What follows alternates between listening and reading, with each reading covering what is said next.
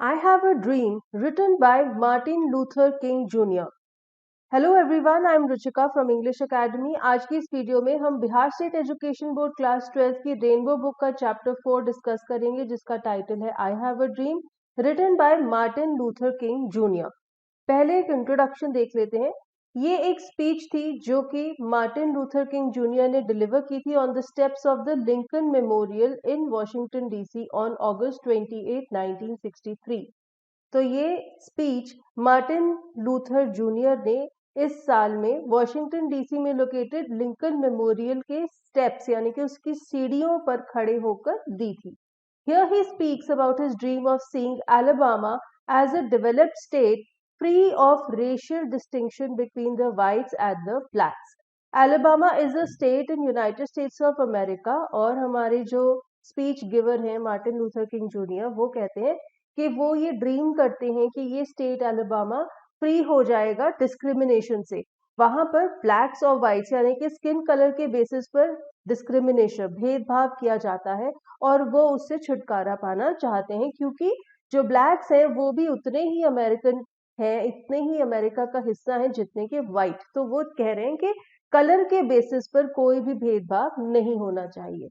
The speech had the huge impact in raising public consciousness for civil rights movement and in establishing King as one of the greatest orators in American history. Orator is a speaker.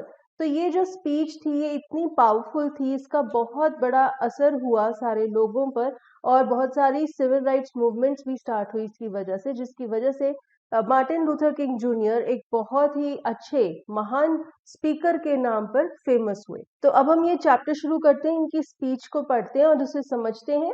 50 years ago, a great American in whose symbolic shadow we stand signed the Emancipation Proclamation. Score का यहाँ पर मतलब है a group of 20 mean score is a unit. 20 तरह की अगर कोई चीजें होती हैं तो हम उसे एक स्कोर कह सकते हैं। तो 5 स्कोर का मतलब क्या है? 20 मल्टीप्लाई बाय 5 यानी कि 100 साल पहले। ठीक है। एमांसिपेशन मीन्स टू सेट फ्री, किसी को आजाद कर देना, and proclamation is an official order. तो यहाँ पर वो कह रहे हैं कि आज से 100 साल पहले किसी ने, एक ग्रेट अमेरिकन था जिसने एक इमेंसिपेशन प्रोक्लेमेशन साइन की थी, एक ऐसा ऑर्डर साइन किया था जिसमें कि उसने सबको फ्री कर दिया था, कोई भी स्लेव नहीं होगा अमेरिका में। और वो कहते हैं कि आज उसी की सिंबॉलिक शैडो में हम खड़े हुए हैं। वो कहाँ पर खड़े होकर ये स्पीच दे रहे हैं? हमने अभी इंट्रोडक्शन में पढ़ा था, लिंकन मेमोरियल के स्टेप्स पर खड़े हुए हैं।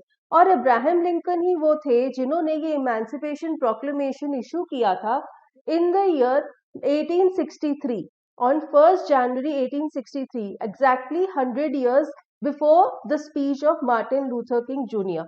और वो तब अमेरिका के प्रेसिडेंट थे from 1861 to 1865, president Abraham Lincoln.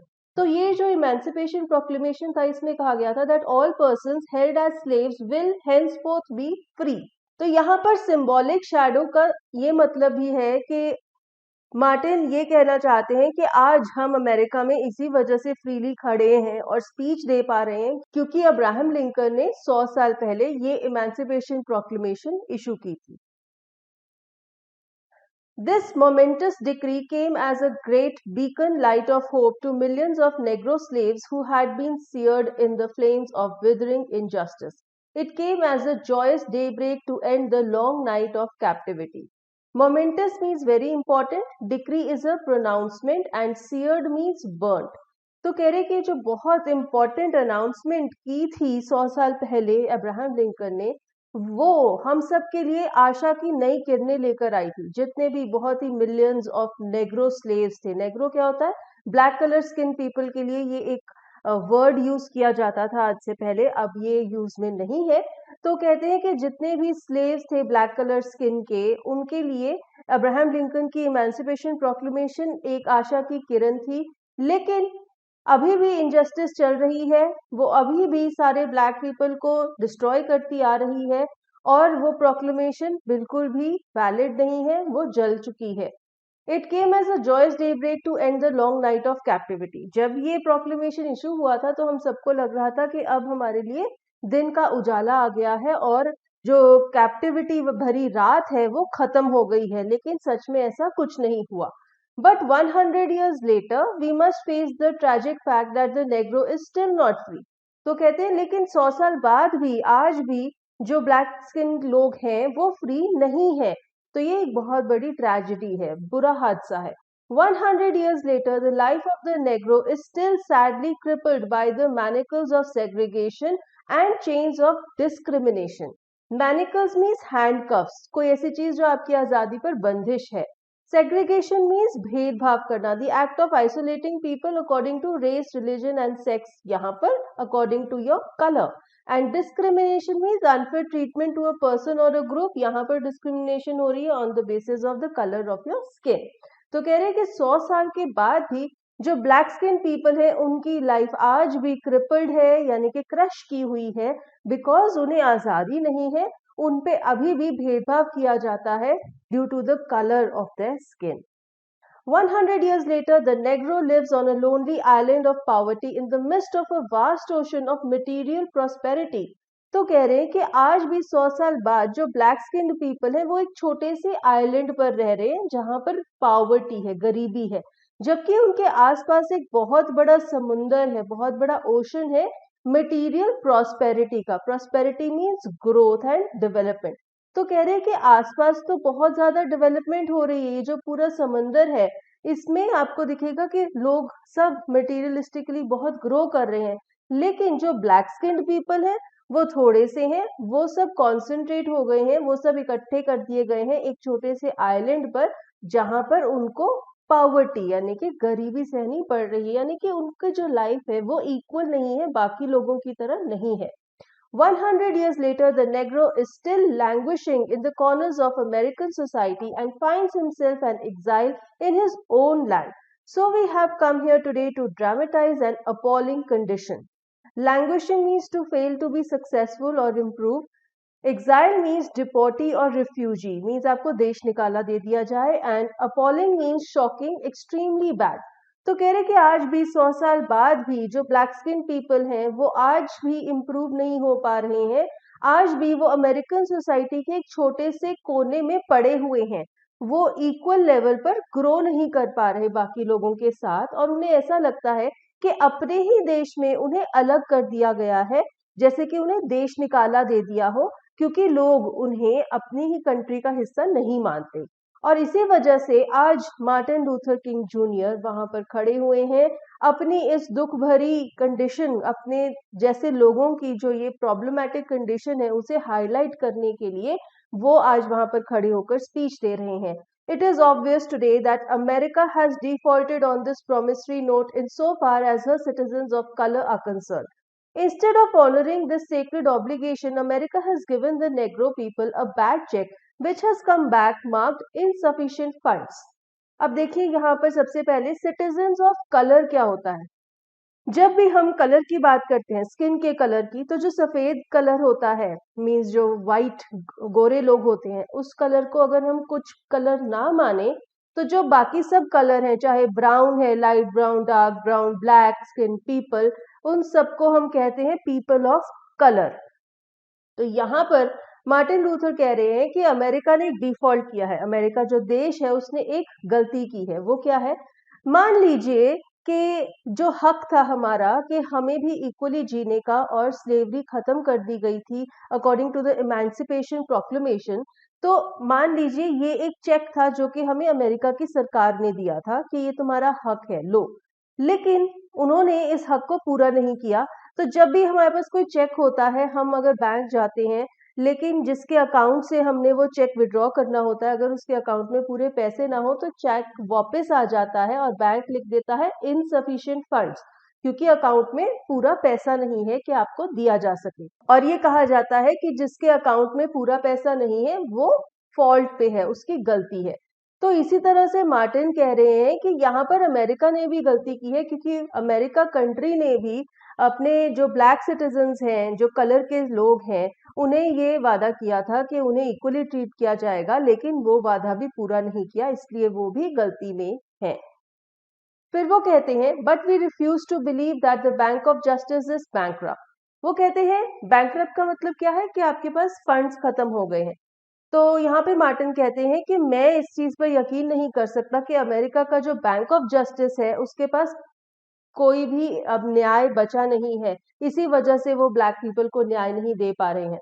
We refuse to believe that there are insufficient funds in the great walls of opportunity of the nation. So we have come to cash this check, a check that will give us upon demand the riches of freedom and security of justice. Vaults का मतलब होता है तिजोरी, treasure.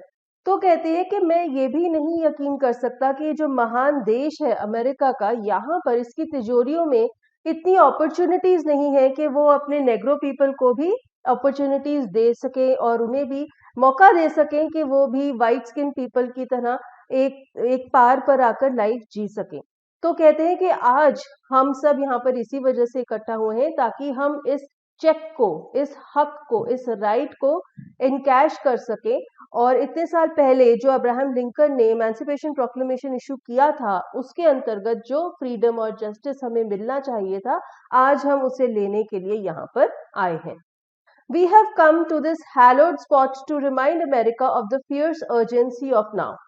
Hallowed means made holy, और ये holy spot कौन सा है? अब्राहम लिंकन का जो मेमोरियल है। तो कहते हैं कि आज हम इस पवित्र जगह पर इसलिए आए ताकि हम अमेरिका को ये बता सके कि बहुत ज्यादा अर्जेंसी है कि वो हमारी जो जरूरतें हैं उन्हें प्रायोरिटी दे, इंपॉर्टेंस दे। This is no time to engage in the luxury of cooling off or to take the tranquillising drug of gradualism. Cooling off means to calm down. Drug is a medicine that has a tranquilizing drug is a medicine that has a calming effect. Means एक ऐसी medicine होती है जो कि आपको नशा देके आपको सुला सा देती है, बेहोश सा कर देती है। And gradualism means a policy of gradual reform rather than sudden change or revolution. Means आप धीरे धीरे चेंज ला रहे हैं, अचानक से बहुत बड़ा बदलाव नहीं कर रहे। तो कहते हैं कि हम ये नहीं चाहते कि हम शांत हो जाएं, हम अब शांत नहीं होंगे और हमें कोई ऐसा दवाई नहीं चाहिए जिससे कि अमेरिका हमें शांत कर दे, हमें थोड़ा सा ढीला कर दे। हमें ग्रेजुअलिज्म नहीं चाहिए, हम नहीं चाहते कि धीरे धीरे बदलाव आए, हम चाहते कि अचानक से एक ऐसा बड़ा बदलाव आना चाहिए और उसके साथ ही जो ब्लैक स्किन पीपल हैं उन्हें भी इक्वल राइट्स मिल जाने चाहिए, उन्हें भी इक्वल सिटीजन माना जाना चाहिए, इक्वल अपॉर्चुनिटीज दी जानी चाहिए। Now is the time to rise from the dark and desolate valley of segregation to the sunlit path of racial justice. Desolate means empty and segregation means separation. तो कहते हैं कि अब वो समय आ गया है जबकि हम सब लोग जो सेग्रीगेशन की डार्क एम्प्टी वैलीज हैं वहां से निकलकर रेशियल जस्टिस के सुनहरे रास्ते पर आ जाए। तो वो क्या कह रहे हैं, वो जो लोगों को सेपरेट करने का जो पॉलिसी है उसे अंधकार भरा कह रहे हैं और खाली कह रहे हैं, और जो एक इक्वालिटी और जस्टिस वाला रास्ता है उसे कह रहे हैं कि वो सनलिट पाथ है, उसके ऊपर उजाला है और अच्छाई है, खुशियां हैं। Now is the time to lift our nation from the quicksands of racial injustice to the solid rock of brotherhood. Quicksand क्या होता है? रेत। और solid rock यानी कि ठोस पत्थर।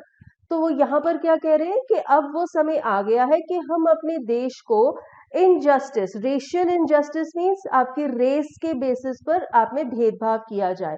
तो ये जो क्विक सैंड है यानी कि जो सूखी मिट्टी है जो रेत की तरह हाथ से फिसल जाती है, उसकी तरह है रेशियल इनजस्टिस। तो वहां से हम अपने देश को शिफ्ट करके सॉलिड रॉक ऑफ ब्रदरहुड पर ले आए। ब्रदरहुड मीन्स व्हाइट्स और ब्लैक्स में एकता हो, ब्रदरहुड हो, भाईचारा हो, और वो ठोस पत्थर की तरह होगा, बहुत मजबूत होगा, रेत की तरह ढीला रिश्ता नहीं होगा। तो बहुत ही अलग अलग वेज, बहुत ही अलग अलग वर्ड्स यूज किए हैं मार्टिन ने अपनी बात को प्रेजेंट करने के लिए। फर्दर मार्टिन कहते हैं, it would be fatal for the nation to overlook the urgency of the moment and to underestimate the determination of the Negro. Fatal means something that can result in death. तो कह रहे हैं कि अगर अभी America की जो country है वो इस अर्जेंसी को नहीं ध्यान देगी और नेग्रोज हैं जो ब्लैक स्किन पीपल है उनकी डिटर्मिनेशन को अंडर एस्टिमेट कर लेगी, मीन्स ये नहीं समझ पाएगी कि वो कितने डिटर्मिन्ड है, वो किसी भी हद तक जा सकते हैं अपना हक पाने के लिए, तो उससे क्या होगा, देश का अंत भी हो सकता है। This sweltering summer of the Negroes' legitimate discontent will not pass until there is an invigorating autumn of freedom and equality. Sweltering means hot and perspiring means जिसमें बहुत पसीना आता है. Invigorating means full of energy. तो यहाँ पर वो Negroes की हालत को डिफरेंट वेदर्स के साथ कंपेयर कर रहे हैं. गर्मी का जो मौसम है वो हम सबको अच्छा नहीं लगता क्योंकि उसमें बहुत पसीना आता है, बहुत गर्मी लगती है. और जो ऑटम का वेदर होता है वो बहुत प्लेजेंट होता है, उसमें हमें एनर्जेटिक फील होता है. तो यहाँ पे वो क्या कह रहे हैं कि जो गर्मी का मौसम है वो नेग्रोस की डिस्क्रिमिनेशन वाली जो सिचुएशन है जो अभी चल रही है उसके जैसा है और उनकी अनहैप्पीनेस को दर्शाता है, डिसकॉन्टेंट को दर्शाता है. और जो ऑटम का वेदर है उसमें वो फ्रीडम और इक्वालिटी को देखते हैं. जिस तरह से ऑटम में लोगों को बहुत एनर्जेटिक फील होता है उसी तरह से जो नेग्रोस हैं वो भी फ्रीडम और इक्वालिटी चाहते हैं. तो समर ऐसा मौसम है जो कि आप नहीं चाहते और ऑटम ऐसा मौसम है जो कि आप चाहते हैं. डिसकॉन्टेंट है अभी नेग्रोस के मन में तो वो अभी समर एक्सपीरियंस कर रहे हैं लेकिन वो ऑटम एक्सपीरियंस करना चाहते हैं which is full of freedom and equality. 1963 is not an end but a beginning. Those who hope that the Negro needed to blow off steam and will now be content with a rude awakening if the nation returns to business as usual. Blow off steam का मतलब है to get rid of pent up energy और strong emotion. ये एक idiom है to blow of steam. इसका मतलब है कि अगर आप में बहुत ज्यादा एनर्जी या बहुत ज्यादा इमोशंस हैं तो आप एकदम से बर्स्ट करके उन्हें निकाल देते हैं. जिस तरह से जब प्रेशर कुकर में स्टीम भर जाती है तो उसकी सीटी बजती है, उसी तरह से जब एक किसी इंसान के अंदर एनर्जी या फिर इमोशंस बहुत भर जाते हैं तो वो भी एकदम से फूट कर बाहर निकलते हैं. 1963 क्या है? ये वो साल है जिसमें मार्टिन किंग जूनियर अपनी स्पीच दे रहे हैं और वो कहते हैं कि ये अंत नहीं है, ये शुरुआत है. और अगर किसी को ये लग रहा था कि नेग्रोस को अपनी जो एनर्जी जो उनके अंदर इकट्ठी हो गई है, जो इतनी स्ट्रॉन्ग इमोशंस हैं, उन्हें निकाल देना चाहिए, अब उन्हें अजीब लगेगा क्योंकि अब हम ऐसे ही अपनी एनर्जी को वेस्ट नहीं करेंगे और इस देश को वापस से अपने काम पर नहीं जाने देंगे जब तक कि ये देश हमारी मांगों को पूरा नहीं करता.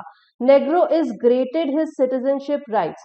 The whirlwind of revolt will continue to shake the foundations of our nation until the bright day of justice emerges. Emerges means comes out. Whirlwind क्या होती है? ये जो पानी में इस तरह से घुमेरी बन जाती है. तो कह रहे कि Negro is grated his citizenship rights. तो कह रहे कि अभी तो जितने भी ब्लैक स्किन पीपल हैं उनको अपने सिटीजनशिप राइट्स पूरी तरह से नहीं मिले हैं, लेकिन ये जो रिवोल्ट की घुमेरी है ये चलती रहेगी और ये अमेरिका की फाउंडेशंस को हिलाती रहेगी जब तक कि न्याय नहीं आता, जब तक कि ब्लैक पीपल को न्याय नहीं मिलता. But there is something that I must say to my people who stand on the warm threshold which leads into the palace of justice. तो कह रहे कि अभी मैं अपने लोगों को कुछ कहना चाहता हूँ. वो लोग जो कि पैलेस ऑफ जस्टिस के वार्म थ्रेशोल्ड पर खड़े हुए हैं. वार्म यहाँ पर क्या मतलब है? फ्रेंडली, कोई चीज जो कि आपको वेलकम कर रही है, आपका स्वागत कर रही है. थ्रेशोल्ड क्या होता है? पड़ाव. मीन्स आप एंटर करने वाले हैं इस पैलेस में तो उसकी जो एंट्री की स्टेयर है उसे पड़ाव कहते हैं या थ्रेशोल्ड भी कहते हैं.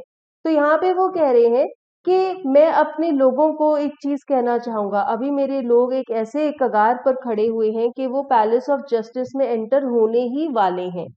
In the process of gaining our rightful place, we must not guilty of wrongful deeds. तो कह रहे हैं कि जब हम अपनी एक हक वाली जो जगह है वो लेना चाहते हैं तो हमें गिल्टी नहीं होना चाहिए कि हमने कोई गलत काम किए हैं अपना हक पाने के लिए. Let us not seek to satisfy our thirst for freedom by drinking from the cup of bitterness and hatred. तो कह रहे कि ऐसा ना हो कि हम अपनी आजादी तो ले ले लेकिन उसके लिए हमें कुछ ऐसे काम करने पड़े जिससे कि कड़वाहट और नफरत भर जाए लोगों के दिलों में. तो वो ये कह रहे हैं अपने लोगों को यानी कि ब्लैक स्किन पीपल को कि हमें बहुत ध्यान रखना पड़ेगा कि हम कोई गलत काम ना करें अपना हक लेने के लिए. उससे क्या होगा? आने वाली पीढ़ियों के दिलों में नफरत पैदा हो जाएगी. We must forever conduct our struggle on the high plane of dignity and discipline. तो कह रहे कि हम अपनी स्ट्रगल तो करते रहेंगे लेकिन अपनी डिग्निटी और डिसिप्लिन को इंटैक्ट रखते हुए। मीन्स हम कोई गैर कानूनी काम, कोई इमोरल काम नहीं करेंगे अपना हक पाने के लिए। We must not allow a creative protest to degenerate into physical violence. Again and again we must rise to the majestic heights of meeting physical force with soul force. तो यहाँ पे वो कह रहे हैं कि ऐसा नहीं होना चाहिए कि हम अपने प्रोटेस्ट के चक्कर में फिजिकल वायलेंस में पड़ जाएं, लड़ाई झगड़ा करने लग जाएं। हमने पीसफुली रिवोल्ट करना है और हमें ऐसा नहीं करना है कि हम फिजिकल फोर्स को सोल फोर्स के साथ मिलाने लग जाएं। मीन्स हमारी आत्मा का जो फोर्स है उसे हम फिजिकली शो करने लग जाएं, लड़ाई झगड़ा मारपीट करने लग जाएं। ऐसा हमें नहीं करना। इसके लिए हमें राइज करना होगा to majestic heights so that we can control our mind and not let it indulge in physical violence. तो यहाँ पे हम देख रहे हैं कितनी खूबसूरती से मार्टिन ने कितने अच्छे वर्ड्स यूज करके अपने लोगों को गाइड किया है। The marvelous new militancy which has engulfed the Negro community must not lead us to distrust all white people. For many of our white people, for many of our white brothers are, as evidenced by their presence here today, have come to realize that their destiny is tied up with our destiny and their freedom is inextricably bound to our freedom. We cannot walk alone. Inextricably means closely. तो यहाँ पे वो कह रहे हैं कि एक जो नेग्रो कम्युनिटी है उसमें लोगों ने मिलिटेंसी अपना ली है। मिलिटेंसी मीन्स एंटी सोशल काम। तो कह रहे हैं कि इसकी वजह से क्या होगा, वाइट पीपल हमें ट्रस्ट करना छोड़ देंगे, लेकिन ये हमारे लिए ही गलत होगा। इसलिए हमें ऐसा नहीं करना, क्योंकि जितने भी वाइट लोग हैं वो हमारे वाइट ब्रदर्स हैं। हम सब ने मिलकर इकट्ठे रहना है। बहुत सारे वाइट पीपल आज यहाँ पर भी मौजूद हैं, मार्टिन की स्पीच सुनने के लिए आए हुए हैं, जिससे हमें ये पता लगता है कि वो हमारे साथ हैं, क्योंकि वो भी यही रियलाइज करते हैं कि हम दोनों का जो भविष्य है वो आपस में जुड़ा हुआ है। हम दोनों की जो फ्रीडम है वो भी आपस में जुड़ी हुई है। हम अकेले नहीं चल सकते, हमें मिलकर सबको अपने साथ लेकर चलना है। इसी वजह से हमें कोई गलत काम नहीं करना। And as we work we make the pledge that we shall always march ahead, we cannot turn back. There are those who are asking the devotees of civil rights, when will you be satisfied? Now pledge का मतलब होता है कसम लेना। तो कहते हैं कि आज जैसे कि हम सब एक होकर चल रहे हैं, अपनी फ्रीडम के लिए मांग कर रहे हैं, हम सबको ये कसम खानी होगी कि हम सिर्फ आगे की तरफ ही चलते जाएंगे, हम पीछे मुड़कर नहीं देखेंगे। हम सिर्फ यही मांग रहे हैं। जितने भी लोग हैं वो हमसे पूछते हैं कि तुम्हें सेटिस्फेक्शन कब मिलेगी। हम ये कह रहे हैं कि जब हमें हमारे सिविल राइट्स मिल जाएंगे तब हम सेटिस्फाई हो जाएंगे। We can never be satisfied as long as our bodies, heavy with the fatigue of travel, cannot gain lodging in the motels of the highways and the hotels of the cities. तो कहते हैं कि जब हमारी bodies, जो कि अगर थकावट से थक जाती हैं, ट्रैवल करने से थक जाती हैं, फटीग मीन्स टायर्डनेस, तो उन्हें किसी भी होटल में, किसी भी मोटल में लॉजिंग नहीं मिलती, कमरा नहीं मिलता। तो जब उन्हें ये हक मिल जाएगा तब हम सेटिस्फाई हो जाएंगे। We cannot be satisfied as long as the Negro's basic mobility is from a smaller ghetto to a larger one. Ghetto is a slum area densely populated by an isolated community. तो at present 1963 में जितनी भी black skin community है वो ऐसे slum areas में ही रहती थी, झुग्गी झोपड़ी में। तो यहाँ पे वो कह रहे हैं कि जब इन लोगों को भी बड़े खुले एरियाज में रहने का हक मिल जाएगा तब हम सेटिस्फाई हो जाएंगे। We can never be satisfied as long as the Negro in Mississippi cannot vote and the Negro in New York believes he has nothing for which to vote. तो कह रहे हैं कि जब तक मिसिसिपी में रहने वाले डार्क स्किन पीपल को वोट करने का हक नहीं मिल जाता और न्यूयॉर्क में रहने वाले डार्क स्किन पीपल को ऐसा नहीं लगता कि वोट करने के लिए कोई है ही नहीं, चाहे ए को वोट करो, बी को वोट करो, सी को वोट करो, एक ही बात है। जब उसे ऐसा फील होना बंद हो जाता है, उसे लगता है कि हाँ किसी को वोट देने से उसकी लाइफ में फर्क पड़ेगा, जब ये चीजें हो जाएंगी तब हम सेटिस्फाई हो जाएंगे। No, no, we are not satisfied and we will not be satisfied until justice rolls down like water and righteousness like a mighty stream. तो कह रहे हैं कि हम तब तक सेटिस्फाई नहीं होंगे जब तक एक पानी के बहाव की तरह जस्टिस हम पर नहीं बहती, हम सबको न्याय नहीं मिलता। और जैसे एक बहुत ही बड़ा स्ट्रीम होता है अच्छाई का, वो नहीं बहता और हमें उसका फल नहीं मिलता। फर्दर मार्टिन कहते हैं, I am not unmindful that some of you have come here out of great trials and tribulations. Some of you have come fresh from narrow cells. Tribulation is great trouble and suffering. वो कहते हैं कि ऐसा मत सोचना कि मुझे नहीं पता कि तुम में से बहुत सारे लोग यहाँ पर बहुत सारी ट्रायल्स और सफरिंग सहने के बाद आए हो। कई लोग तो नैरो सेल्स क्या हुए? जेल की बंदिश। तो कई लोग तो अभी अभी जेल से निकल कर भी यहाँ पर आए हैं। तो वो यहाँ पर ये कहना चाहते हैं कि ये मत सोचो कि मुझे तुम्हारी मुश्किलों और तुम्हारे हालातों के बारे में नहीं पता। अगर मैं तुम्हें कह रहा हूँ कि हमने फिजिकल वायलेंस नहीं करनी, तो इसका मतलब ये नहीं है कि मेरे अंदर, मेरे दिल में दर्द नहीं है, लेकिन उसको जताने के लिए हमने गलत काम नहीं करना। Some of you have come from areas where your quest for freedom left you battered by the storms of persecution and staggered by the winds of police brutality. Battered means worn out, crushed and whacked. Storms of persecution. Persecution means bad and cruel treatment. Staggered means reeling, dropped and fallen. Means आप ठीक से चल नहीं पा रहे हैं। तो यहाँ पर वो कह रहे हैं कि तुम में से कुछ लोग फ्रीडम की जो क्वेस्ट है, फ्रीडम के लिए जो तुम्हारी लड़ाई है, उसके चक्कर में मारपीट खा रहे हो और तुम पर केस चलाए जा रहे हैं। तुम ठीक से चल नहीं पा रहे हो, तुम लड़खड़ा रहे हो क्योंकि पुलिस तुम पर अत्याचार कर रही है। मुझे सब कुछ पता है कि तुम्हारे साथ क्या क्या कुछ गलत हो रहा है। You have been the veterans of creative suffering.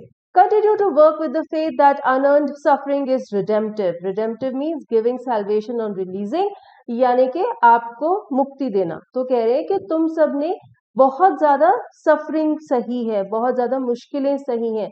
अपना ये काम करते रहो और ये भरोसा रखो कि एक दिन इस सफरिंग की वजह से तुम्हें मुक्ति मिलेगी, मीन्स तुम्हें आजादी मिलेगी।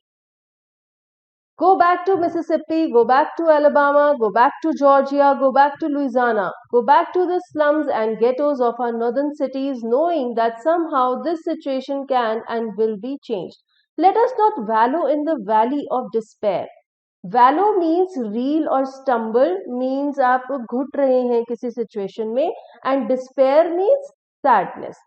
तो यहाँ पर वो कुछ अमेरिकन स्टेट्स के नाम ले रहे हैं, मिसिसिपी, अलाबामा, जॉर्जिया, लुइसियाना। तो यहाँ पर मार्टिन इन लोगों को कह रहे हैं कि जहां जहां से तुम लोग आए हो वापस अपने अपने एरियाज में जाओ, चाहे तुम किसी स्लम में रहते हो या गेटो में रहते हो, किसी शहर के स्लम या गेटो में, वहां जाकर वापस रहो और ये मन में सोचो कि एक दिन हमारी सिचुएशन ठीक हो जाएगी, इंप्रूव हो जाएगी। और ये जो वैली ऑफ डिस्पेयर है, इसमें पड़े रहने से और घुटने से और तकलीफ फील करने से कुछ नहीं होगा। I say to you today, my friends, that in spite of the difficulties and frustrations of the moment, I still have a dream. It is a dream deeply rooted in the American dream. तो कह रहे हैं, इन सब लोगों को वो अपना दोस्त कहते हैं और कहते हैं कि हालांकि हमें बहुत मुश्किलें सहनी पड़ रही हैं, हमें बहुत फ्रस्ट्रेशन होती है, हेल्पलेसनेस फील होती है, लेकिन फिर भी मेरे दिल में एक ख्वाब है, वो ख्वाब ये है कि एक दिन अमेरिका को इंसाफ मिलेगा। और वो ये कहते हैं कि मेरा सपना अमेरिका के सपने से जुड़ा हुआ है क्योंकि मैं अपने आप को अमेरिका का हिस्सा समझता हूँ। I have a dream that one day this nation will rise up and live out the true meaning of its creed. We hold these truths to be self-evident that all men are created equal. Further वो कहते हैं कि मेरा ये सपना है कि एक दिन अमेरिका अपनी इस जो भेदभाव की पॉलिसी है उससे बाहर निकलेगा और जो उसका सच में उस देश का मतलब है कि वो अपने सब सिटीजन्स को एक मानता है, उसे सच में इम्प्लाई करेगा। और हम ये सोचते हैं कि सब लोगों को भगवान ने इक्वल क्रिएट किया है और एक दिन अमेरिका भी इस बात को एक्सेप्ट करेगा। I have a dream that one day on the red hills of Georgia, the sons of former slaves and the sons of former slave owners will be able to sit down together at a table of brotherhood. तो वो कहते हैं कि मेरा ये सपना है कि एक दिन जॉर्जिया स्टेट की जो लाल रंग की पहाड़ियां हैं उसके ऊपर जितने भी पहले स्लेव हुआ करते थे और स्लेव के ओनर्स हुआ करते थे, उन दोनों के जो बच्चे हैं वो एक होकर भाइयों की तरह एक ही टेबल पर बैठकर खाना खाएंगे। ऐसा कल हमें देखने को मिलेगा। I have a dream that one day even the state of Mississippi, a desert state sweltering with the heat of injustice and oppression, will be transformed into an oasis of freedom and justice. Sweltering means having uncomfortably hot weather and oasis is a refuge, heaven or safe place. Oasis वैसे क्या होता है, desert में एक जो greenery वाला area होता है उसे ओएसिस कहते हैं। यहाँ पर ओएसिस का ये मतलब है कि ये जो डेजर्ट है, गर्मी भरी एरिया है, वहां पर कुछ राहत देने वाली चीज के बारे में कहा जा रहा है। तो कहते हैं कि जो मिसिसिपी स्टेट है वो गर्मी से भरा हुआ है, वो एक डेजर्ट स्टेट है जहाँ पे बहुत अनकंफर्टेबल वेदर होता है। और वो अनकंफर्टेबल वेदर क्या है, इनजस्टिस एंड ऑप्रेशन, जो कि अमेरिकन वाइट्स ब्लैक्स के अगेंस्ट करते हैं। लेकिन एक दिन ये बदल जाएगा और ये जो डेजर्ट है ये एक ओएसिस बन जाएगी, क्योंकि यहाँ पर कुछ अच्छाई देखने को मिलेगी। वो क्या है, ब्लैक्स की फ्रीडम और ब्लैक्स को जस्टिस मिलेगा, इक्वालिटी मिलेगी। तो यहाँ पर भी देखिए मार्टिन ने अपनी स्पीच में कितनी खूबसूरती से ये एक और एग्जाम्पल लिया है। उन्होंने एक डेजर्ट और ओएसिस को इनजस्टिस, ऑप्रेशन और फ्रीडम एंड जस्टिस के साथ कंपेयर किया है। Desert is like injustice and oppression and oasis is like freedom and justice. Further वो कहते हैं, I have a dream that my 4 children will one day live in a nation where they will not be judged by the colour of the skin but by the content of their character. I have a dream today. तो कहते हैं कि एक दिन America एक ऐसा देश बन जाएगा जहां पर लोगों को उनके स्किन के कलर की वजह से डिस्क्रिमिनेट नहीं किया जाएगा, बल्कि उन्हें जज किया जाएगा उनके कैरेक्टर की वजह से, और वो कितने अच्छे हैं या कितना नेक काम करते हैं उसके बल पर उन्हें असेस किया जाएगा। I have a dream that one day the state of Alabama, whose governor's lips are presently dripping with the words of interposition and nullification, will be transformed into a situation where little black boys and black girls will be able to join hands with little white boys and white girls and walk together as sisters and brothers. अब यहाँ पे transform means changed, बदल जाना, and interposition का मतलब है interference, किसी के काम में दखल देना। नलिफिकेशन का मतलब है टू रिफ्यूज और कैंसिल, किसी चीज को कैंसिल कर देना। तो कहते हैं कि जो एलाबामा का स्टेट है वहां का जो गवर्नर है अभी वो क्या करता है, वो सिर्फ इंटरफेयर करता है लोगों के काम में और उनके काम को कैंसिल कर देता है। लेकिन एक दिन ये सिचुएशन बदल जाएगी और एक दिन ऐसा आएगा जब ब्लैक कलर के बॉयज और गर्ल्स और व्हाइट कलर के बॉयज और गर्ल्स एक साथ भाई बहनों की तरह बैठेंगे और एक दूसरे के साथ मिलकर रहेंगे।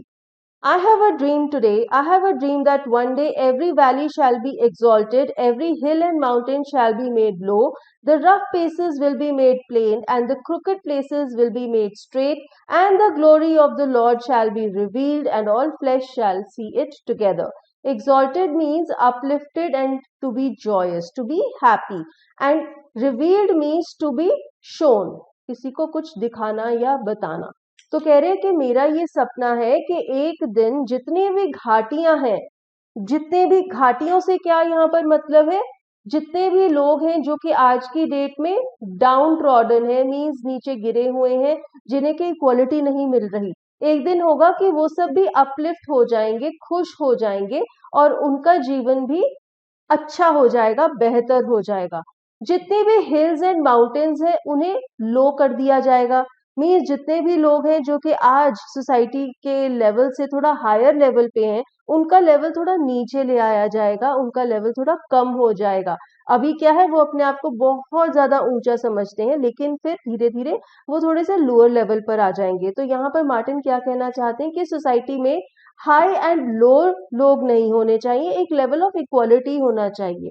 ठीक है, the rough places will be made plain. तो जितने भी ऐसे लोग हैं जो कि रफ लाइफ जी रहे हैं उनकी लाइफ भी स्मूथ और बेटर हो जाएगी। And the crooked places will be made straight. और जितने भी ऐसे ही क्रुकेड है सर्फेसेस, जिन लोगों की लाइफ इतनी स्मूथ नहीं है, वो भी स्ट्रेट कर दी जाएंगी, स्मूदर कर दी जाएंगी। और इससे क्या होगा, सब लोग भगवान पर विश्वास करेंगे, भगवान का प्रेज करेंगे और सबको ये लगेगा कि हाँ इस धरती पर भगवान मौजूद है, क्योंकि भगवान की ही कृपा से ऐसा हो पाया है। तो यहाँ पर मार्टिन क्या कहना चाहते हैं, वो सोसाइटी में हायर क्लास और लोअर क्लास के बीच में बहुत ज्यादा डिफरेंस नहीं चाहते। वो कहना चाहते हैं कि एक ऐसा लेवल होना चाहिए, एक नैरो पेस होना चाहिए जिसके बीच में ही हमारी सोसाइटी एग्जिस्ट करती है, बहुत ज्यादा डिफरेंस नहीं होना चाहिए हाई क्लास और लो क्लास के बीच में। और यहाँ पर ऑल फ्लैश का क्या मतलब है? Flash means all the living people, all the human beings. This is our hope. This is the faith with which I return to the south. With this faith, we will be able to hew out of the mountain of despair a stone of hope. To hew out means to cut a large piece out of a rock, stone or another hard material in a rough way.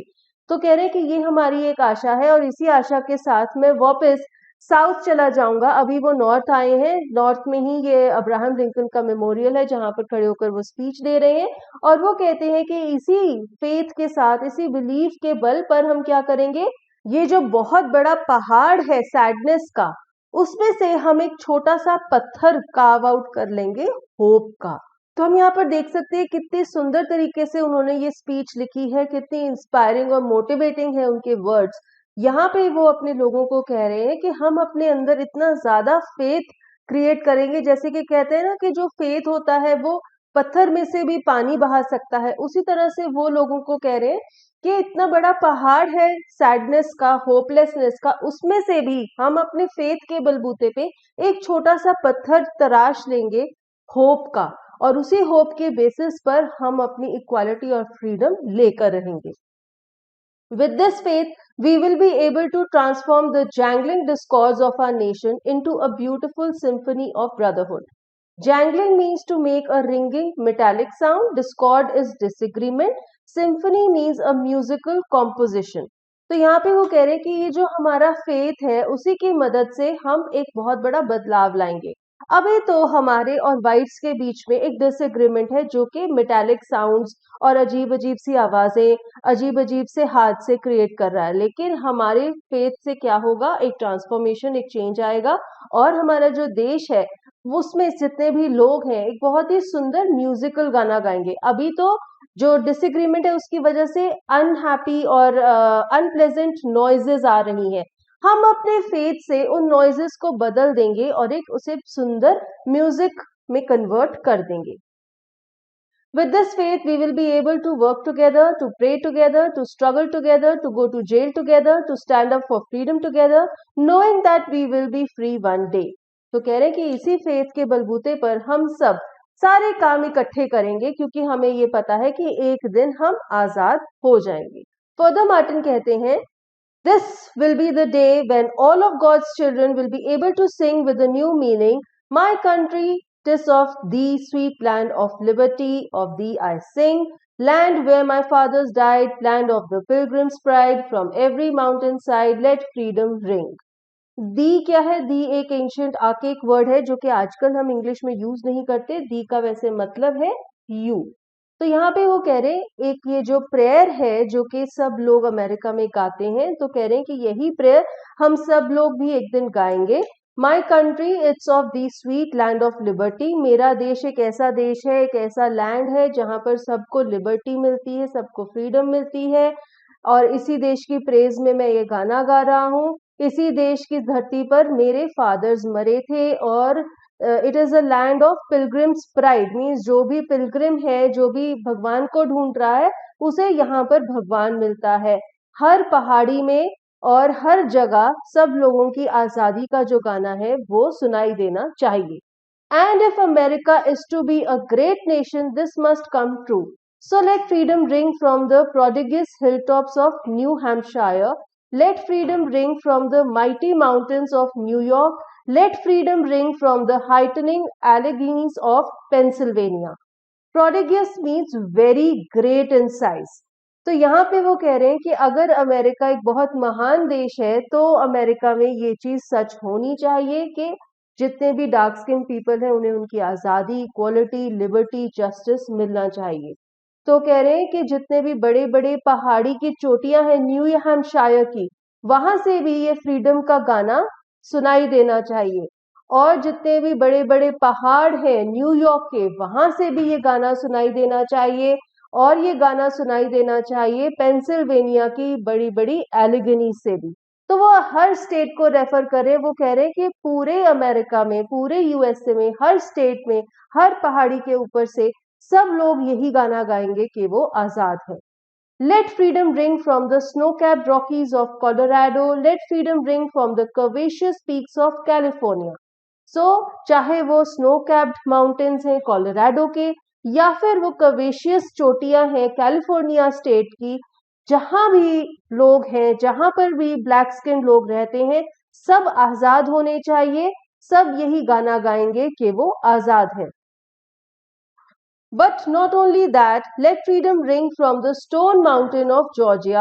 Let freedom ring from Lookout Mountain of Tennessee. तो further वो कुछ और states के नाम दे रहे हैं. वो कहते हैं जॉर्जिया का जो स्टोन माउंटेन है, टेनेसी का जो लुकआउट माउंटेन है, वहां से भी वहां भी जितने लोग हैं, जितने भी ब्लैक्स हैं जो वहां रहते हैं, वो भी यही गाना गाएंगे कि अब वो आजाद हैं, वो ही सब लोग अमेरिका की प्रेज करेंगे कि सब फ्री है, इक्वली रह रहे हैं. Let freedom ring from every hill and every molehill of Mississippi.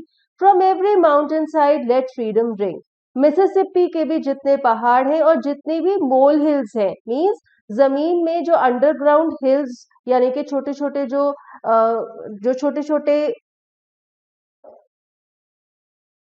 छोटे छोटे खड्डे होते हैं जहां पर मोल्स और चूहे रहते हैं, वहां से भी आजादी का गाना सुनाई देना चाहिए. हर पहाड़ी, हर जगह से ये आवाज आनी चाहिए कि अब हम आजाद हैं. When we let freedom ring, when we let it ring from every village and every hamlet, from every state and every city, we will be able to speed up that day when all of God's children. Hamlet is a very small village. तो कह रहे हैं कि जब आजादी का ये गाना हर गांव, हर शहर, हर स्टेट से सुनाई देगा, तभी हम कह पाएंगे कि भगवान के हर बच्चा, black men and white men, Jews and Gentiles, Protestants and Catholics will be able to join hands and sing in the words of the old Negro spiritual, free at last, thank God Almighty, we are free at last. तो कह रहे कि भगवान के सब बच्चे, black man, white man, चाहे वो किसी भी कलर के हैं, ज्यूज एंड जेंटाइल्स यानी कि वो किसी भी रिलीजन के हैं, चाहे वो माइनॉरिटी रिलीजन ही है, प्रोटेस्टेंट्स एंड कैथोलिक्स, ये हैं क्रिश्चियंस के दो सेक्ट्स. तो वो कह रहे हैं कि जितने भी अलग अलग लोग हैं, चाहे वो कलर की वजह से अलग है, चाहे रिलीजन की वजह से अलग है, चाहे रिलीजियस सेक्ट की वजह से अलग है, सब लोग ये गाना गाएंगे कि अब हम फ्री हैं. और वो नेग्रोज का जो स्पिरिचुअल सॉन्ग है वो गाएंगे, free at last, thank God almighty, we are free at last. तो इसके साथ ही हमारा ये चैप्टर खत्म हो जाता है, जिसमें कि मार्टिन किंग जूनियर की बहुत ही ज्यादा इंस्पायरिंग और मोटिवेटिंग स्पीच हमने यहाँ पर पढ़ी, जो कि उन्होंने लिंकन मेमोरियल के स्टेप्स पर दी थी इन द ईयर 1963. और इस स्पीच के बाद ही वो इतने फेमस ओरेटर के नाम से जाने गए. और हमने भी देखा कि ये स्पीच बहुत कमाल की है, और इसमें जो उन्होंने वर्ड्स यूज किए हैं, जो एग्जाम्पल्स दिए हैं, जो कंपैरिजंस किए हैं, उनकी कोई तुलना नहीं की जा सकती. वो बहुत बढ़िया है, और ये स्पीच पढ़ने के बाद किसी को भी ये मोटिवेशन मिल सकती है कि उसे भी एक कॉमन कॉज के लिए लड़ना है. सो आई होप आपको भी चैप्टर समझ आ गया होगा, और अगर कोई डाउट्स है तो आप कमेंट्स में लिख सकते हैं. With this is Ruchika signing off. Till we meet next, take care and good bye.